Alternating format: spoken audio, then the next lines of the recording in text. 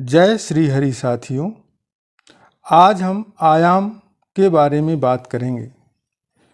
कुछ हमारे साथियों ने आयाम जानने के लिए कमेंट किया है, तो आज हम उन्हीं आयामों के बारे में विस्तृत जानकारी हासिल करेंगे।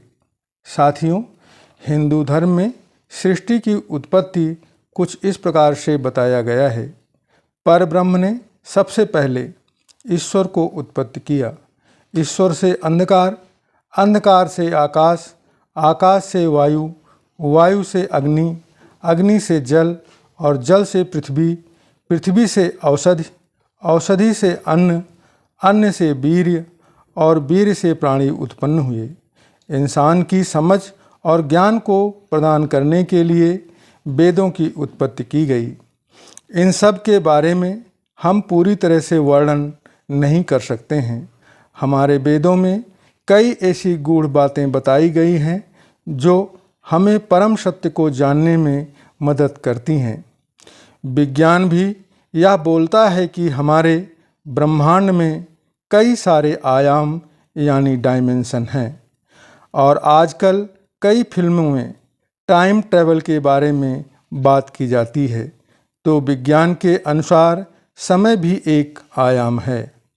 हमारे वेदों के अनुसार 64 आयाम होते हैं। आप सोच रहे होंगे कि आयाम क्या होते हैं और किसे कहते हैं, तो आगे हम आयामों के बारे में जानेंगे। उससे पहले यदि आप चैनल पर नए हैं तो कृपया चैनल को सब्सक्राइब और बेल आइकन ज़रूर दबाएं, जिससे आपको ऐसी ही अद्भुत और ज्ञानवर्धक जानकारियाँ मिलती रहें। तो सबसे पहले समझते हैं कि आयाम हैं क्या। इस संसार में हर एक चीज़ को एक निश्चित माप, रूप और रंग है। कुछ भी अनिश्चित नहीं है। जैसे हर एक चीज़ को मापने के लिए इंसान ने एक मापक इकाई का निर्माण कर लिया है, उसी प्रकार ब्रह्मांड में होने वाली घटनाओं को आयामों में नापा जाता है। हम इंसान 3 आयामों में रहते हैं। सबसे पहला आयाम है 0। इस आयाम में व्यक्ति एक स्थान से ऊपर नीचे और दाएं बाएं नहीं जा सकता है, परंतु आगे और पीछे की ओर जा सकता है। जैसे ए बिंदु से बी बिंदु पर जा सकता है तथा बी बिंदु से ए बिंदु पर भी आ सकता है।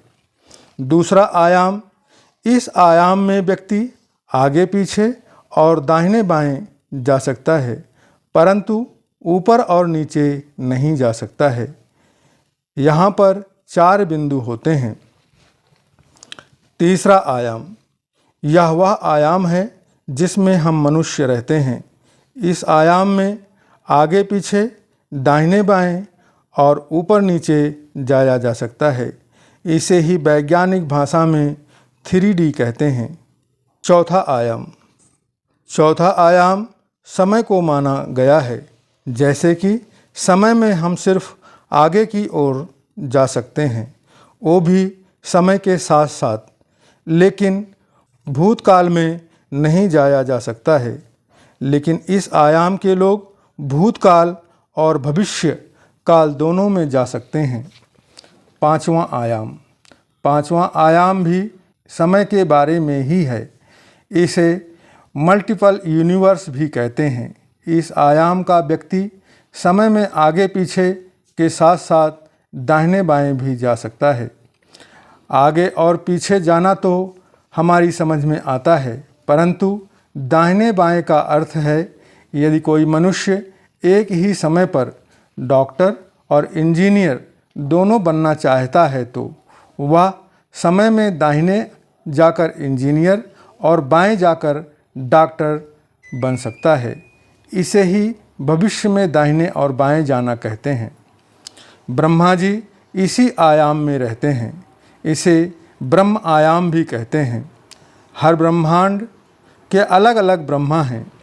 बिग बैंग, जिसे हम 3 आयामी दुनिया की उत्पत्ति का जरिया मानते हैं, वह इसी 5वें आयाम के ब्रह्मा से उत्पन्न होता है। यहाँ से कई ब्रह्मांड उत्पन्न होते हैं और यहाँ का समय भी अलग है, क्योंकि यह चारों आयाम से बाहर है। छठवां आयाम भी समय के बारे में ही है। इस आयाम में व्यक्ति आगे पीछे, दाएं बाएं और ऊपर नीचे भी जा सकता है। वह कहीं भी किसी भी दिशा में जा सकता है। इस आयाम में एक व्यक्ति एक ही समय में कई रूप धारण करने की क्षमता रखता है, जिससे संसार का संचालन होता है, मतलब पालन और पोषण होता है। यह सुनकर आपको कौन से भगवान का नाम याद आता है? वह हैं श्री हरि विष्णु। इस आयाम को विष्णु भगवान का निवास स्थान भी माना गया है। विष्णु जी संसार के संचालक हैं और छठे आयाम से ही वह इस कार्य को करते हैं। सातवां आयाम।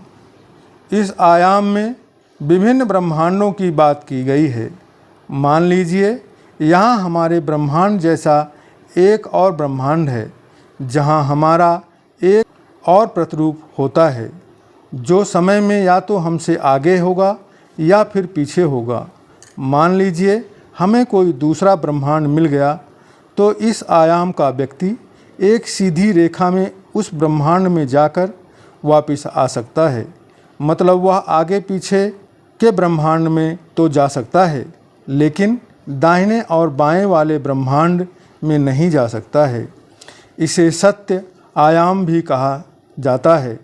योगी जो गहरी साधना करते हैं, वह इसी आयाम को महसूस करते हैं। इस आयाम में वह अनंत ज्ञान है, जिसे पाकर मनुष्य देवताओं की श्रेणी में पहुंच जाता है। इस आयाम को पाने वाला महाज्ञानी होता है, जो ज्ञान की परम सीमा पर पहुंच जाता है। आठवां आयाम। इस आयाम में भी ब्रह्मांड की ही बात कही गई है। इस आयाम का व्यक्ति आगे पीछे के ब्रह्मांडों के साथ साथ दाहिने और बाएं के ब्रह्मांडों में भी जा सकता है। इस आयाम को कैलाश भी कहा जाता है। इस आयाम में भगवान शिव का भौतिक रूप निवास करता है। कैलाश पर्वत की ऊंचाई माउंट एवरेस्ट से कम होने के बावजूद उस पर चढ़ने में किसी को सफलता नहीं मिली। इसके पीछे यही कारण है। इस आयाम का कार्य इन सातों आयामों का संतुलन बनाए रखना है। हर सिद्ध पुरुष सत्य आयाम का ज्ञान लेकर भगवान शिव को पाने की कोशिश करता है, क्योंकि यही मोक्ष का रास्ता है। नौवां आयाम।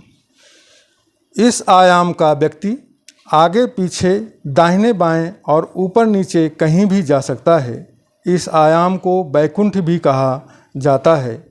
इस आयाम को पाने का अर्थ है वैकुंठ अथवा परमात्मा में समा जाना। प्रत्येक आयाम इसी आयाम से बना हुआ होता है। मोक्ष प्राप्त होने के बाद भी आत्मा इसी आयाम में परमात्मा में समा जाती है। 10वां आयाम।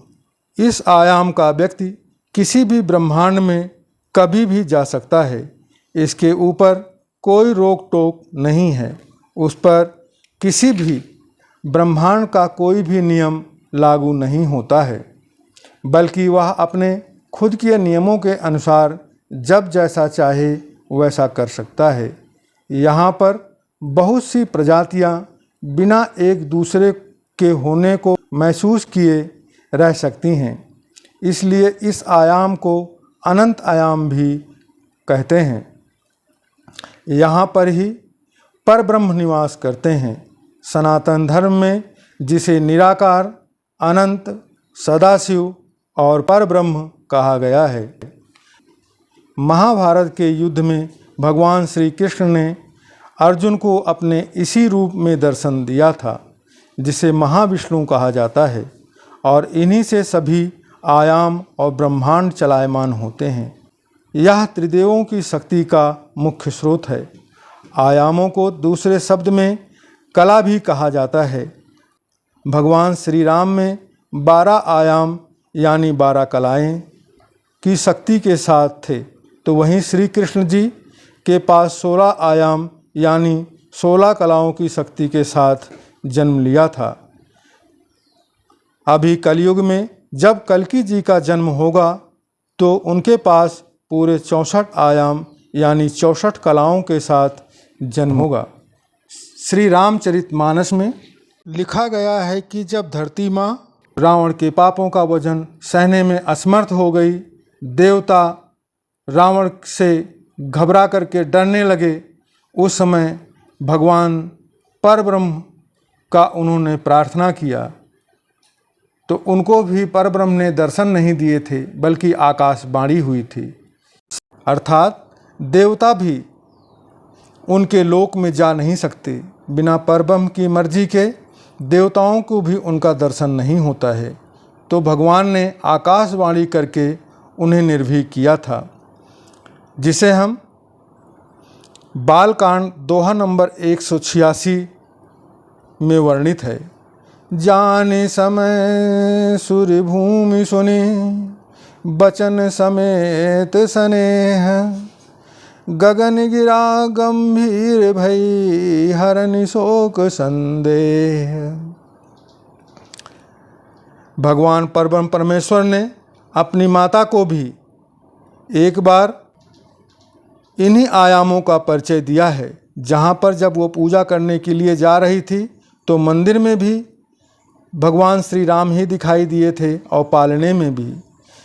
बालकांड के दोहा नंबर 200 में वर्णित है, इहाँ उहाँ दुई बालक देखा, मति भ्रम आन की मोर बिसेखा, देखी राम जननी अकुलानी, प्रभु हंस दीन मधुर मुस्कानी। ऐसे ही जब प्रभु श्री राम जी रावण पर विजय प्राप्त करने के बाद अयोध्यापुरी वापस आते हैं तो हर एक नगर का वासी प्रभु श्री राम से मिलना चाहता है। भगवान श्री राम किसी को निराश नहीं करना चाहते, लेकिन इतने नगरवासियों से मिलना भी संभव नहीं था। यह देखकर राम जी ने अपने आयाम वाली लीला को अपनाया, जिसे रामचरितमानस के उत्तरकांड दोहा नंबर 5 के नीचे की चौपाइयों में इस प्रकार से वर्णित किया गया है। प्रभु बिलो की हर से पुरवासी, जनित वियोग विपति सब नासी, प्रेमातुर सब लोग निहारी, प्रेमातुर सब लोग निहारी, कौतुक कीन्ह कृपाल खरारी, अमित रूप प्रगटे तहि काला। अर्थात भगवान श्री राम जी ने उस समय तमाम राम जी बन गए, एक नहीं कई सारे राम बन गए, और जथा जोग मिले सब ही कृपाला। जो जिस प्रकार था उससे उसी प्रकार से भगवान श्री राम मिले। कृपा दृष्टि रघुबीर बिलो की, किए सकल नर नारी विशो की, क्षण मही मिले सब ही भगवाना। अर्थात एक क्षण के अंदर भगवान सबसे मिल लिए। उमा मरम यहाँ काहू न जाना। भगवान शंकर माँ पार्वती से कहते हैं कि यह मरम, यह भगवान की लीला किसी को पता नहीं लग सकी। भगवान श्री राम ने अपनी माता कौशल्या को बालकांड के दोहा नंबर 201 में लिखा गया है कि देखरावा मातहि निज अद्भुत रूप अखंड, रोम रोम प्रति लागे कोटि कोटि ब्रह्मांड। अर्थात अपनी माता को कौशल्या जी को भगवान ने अपना अखंड रूप, अनंत रूप दिखाया, जिसमें एक एक रोम में कोट कोट, एक कोट का मतलब होता है करोड़ और एक कोट का मतलब होता है प्रकार। यहाँ पर कोट का मतलब प्रकार है। कोट कोट ब्रह्मांड, प्रकार प्रकार के ब्रह्मांड भगवान के एक एक रोए में है। तो हम समझ सकते हैं भगवान का रूप कितना विकराल होगा। साथियों, मैं आशा करता हूं कि आपको आयाम के बारे में जानकारी हासिल हो गई होगी। यदि और भी कुछ जानकारी चाहिए तो आप कमेंट सेक्शन में जाकर बताएं। मैं सनातन धर्म से संबंधित उस जानकारी को आपके साथ ज़रूर साझा करूंगा। साथ ही साथ इस जानकारी को आप अपने पास तक ही सीमित न रखकर अपने सगे संबंधियों, मित्रों, रिश्तेदारों को अवश्य शेयर करें ताकि उनका भी ज्ञान सनातन धर्म के प्रति और भी अधिक बढ़ सके। साथ ही आप अपने चैनल परब्रह्म भक्ति सागर को सब्सक्राइब, लाइक, कमेंट और शेयर करें। जय श्री हरि।